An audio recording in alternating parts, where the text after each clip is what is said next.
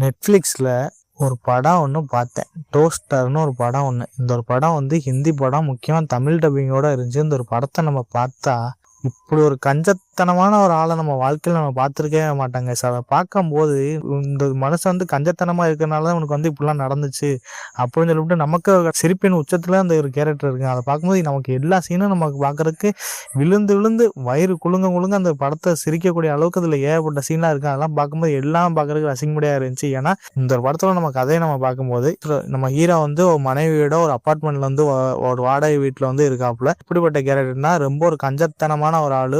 ஒரு பர்ஃப்யூம் கடை வந்து நடத்திக்கிட்டு அவர் வந்து ஃபிட்டான ஒரு லைஃப் ஒன்று வாழ்ந்துகிட்டு இருக்காப்புல. எதா இருந்தாலும் நம்ம சிக்கனமா தான் செலவழிக்கணும் அப்படின்னு சொல்லிட்டு இருக்கிற கேரக்டருக்கு நம்ம ஹீரோயினி எப்படி அவங்க கொஞ்சம் ஆடம்பரமா இருக்கிற மாதிரி காமிச்சிருப்பாங்க. ஆனா நம்ம அதே சமயத்துல வந்து நம்ம ஹீரோயினியோட ரிலேட்டிவ்க்கு ஒரு ஃபங்க்ஷன் ஒன்று வருது. அந்த ஃபங்க்ஷனுக்கு வந்து எப்படியாவது ஏதாச்சும் ஒரு கிஃப்ட் ஒன்று நம்ம செய்யணும் வைக்கணும் அப்படின்னு சொல்லிட்டு நம்ம ஹீரோயினி சொல்றா.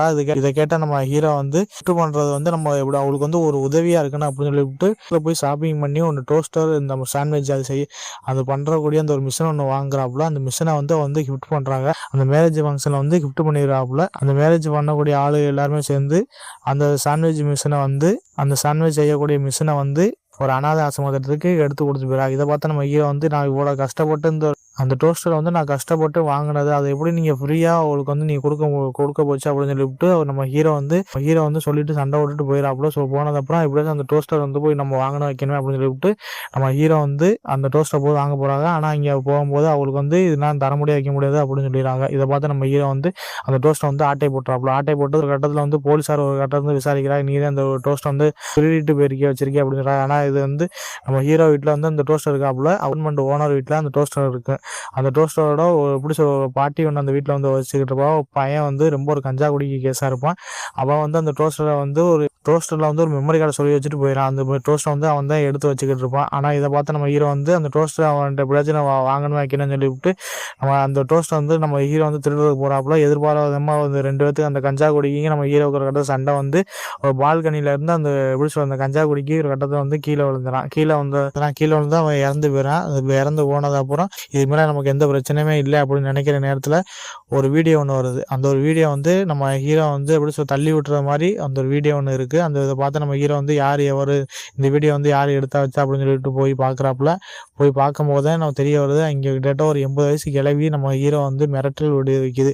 இந்த மாதிரி நீ இப்படி பண்ணணும் வைக்கணும் அப்படின்னு சொல்லிவிட்டு நம்ம ஹீரோ வந்து ஒரு அடிமைத்தனமான ஒரு வேலை ஒன்று பார்க்குறாப்புல. என்ன ஒரு வேலைன்னா அந்த பாட்டிக்கு என்னென்னலாம் செய்யணுமோ அது அஜால் பொஜால் செய்கிறதுல இருந்து அந்த கிளவிக்கு என்னென்னலாம் ஆசை இருக்கோ அதை வச்சு நம்ம ஹீரோ வந்து அந்த 80 வயசு கிளையை வந்து பூர்த்தி பண்ணிக்கிறது. அதுக்கப்புறம் நம்ம ஹீரோ வந்து இதுக்கு மேலே இருந்தால் நம்ம எப்படி நம்ம பொண்டாட்டிக்கும் தெரியாமல் கொள்ளாமல் நம்ம வந்து ரிலேஷன்ஷிப்பில் இருக்குமே அப்படின்னு சொல்லிவிட்டு நம்ம ஹீரோ வந்து இந்த கிளவியை போட்டு தள்ளுறதுக்கு பார்க்குறாப்புல. ஸோ பெரிய பெரிய ரவுடிகள்லாம் நம்ம ஹீரோ வந்து அந்த கிளவியை கொள்றதுக்கு ஒரு கட்டத்தை வந்து பாடுவாராப்புல. ஆனால் அந்த கிளவி வந்து பெரிய ஒரு கதாத்தை கிளவியாக இருக்குது. எல்லா வர ஆளுகள் எல்லாத்தையும் போட்டு கொண்டு குமிச்சிக்கிட்டு இருக்கு.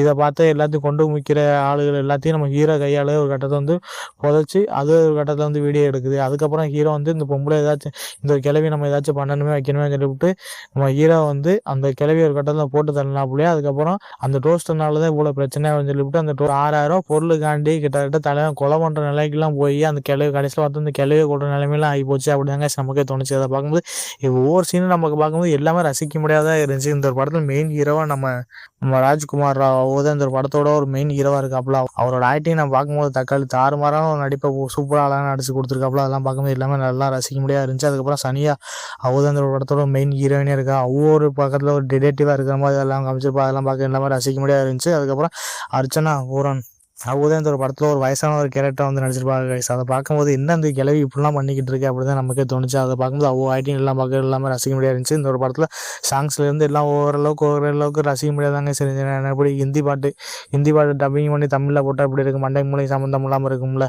அதே மாதிரி தான் இருந்துச்சு. மித்தபடி பேக்ரவுண்ட் ஸ்கோர்லேருந்து எல்லாம் பார்க்கவே மாதிரி எல்லாமே ரசிக்க முடியாது இருந்துச்சு. ஆனால் இந்த படம் கண்டிப்பாக ஃபேமிலியோட தாராளமாக உட்காந்து பார்க்கலாங்க. கண்டிப்பாக ஒரு ஒர்த்தபுளான ஒரு மூவி. கண்டிப்பாக இந்த ஒரு படம் செம்ம ஒரு காமெடி படம். கண்டிப்பாக அந்த ஒரு படத்தை மிஸ் பண்ணாதீங்க.